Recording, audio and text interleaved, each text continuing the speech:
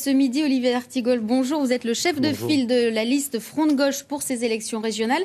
Finalement, les jeunes aussi se posent beaucoup de questions quant à l'avenir de cette nouvelle grande région. Ils ont bien raison, c'est pas très cool, parce que c'est grand comme l'Autriche, ça a la population de l'Irlande. Ça va être une méga région et je vois les déclarations des uns et des autres. Quand le président socialiste sortant du conseil régional de Poitou-Charentes dit que tout va bien se passer, il ne dit pas la vérité. Il le dit un peu moins depuis quelques semaines. On voit ce midi avec les policiers, ces jours-ci avec la polémique autour de l'entreprise Air France. Le climat social se dégrade. Est-ce que c'est aussi ce que vous constatez sur le terrain en faisant campagne? Et le pays va mal, la société va mal, parce que les politiques qui sont mises en œuvre n'obtiennent aucun résultat et ne permettent pas. Je vais avoir toute une journée dans votre département sur la désindustrialisation, sur la taxe sur les services publics, mais il n'y a aucune fatalité à ça. Ce que propose le Front de Gauche, c'est des solutions contre la concentration des moyens et des pouvoirs à Bordeaux. Nous voulons l'équilibre harmonieux des territoires. Nous voulons la défense du service public aussi. Un climat un peu protestataire comme celui-là, ça vous va finalement ?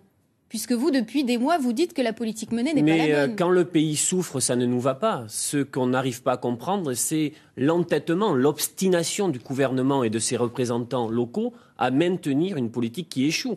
Donc comment la future grande région pourra, elle, être un rempart à l'austérité, une future grande région d'équilibre de territoire, comme je l'ai dit, du service public et de la démocratie. Il y a un vrai risque sur cet équilibre du territoire. Le milieu rural va être délaissé, selon vous? Il y aura, si ça continue comme ça peut être Bordeaux, la métropole et les succursales, voilà, et des territoires abandonnés et délaissés. Mais attention, il n'y a aucune fatalité à ça. Moi, je fais le constat. Sur ce terrain-là, vous allez vous retrouver confronté aux candidats du Front National aussi, qui vont défendre les mêmes valeurs dans les campagnes.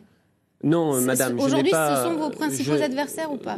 La droite et le Front National sont nos principaux adversaires et nous sommes les challengers et nous sommes la vraie liste de gauche.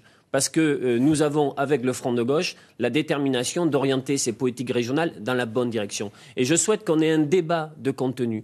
Moi, je fais le pari que si rien ne bouge dans cette loi, dans cette réforme territoriale, les choses vont aller en s'aggravant. Mais nous sommes prêts à en débattre publiquement, bien évidemment.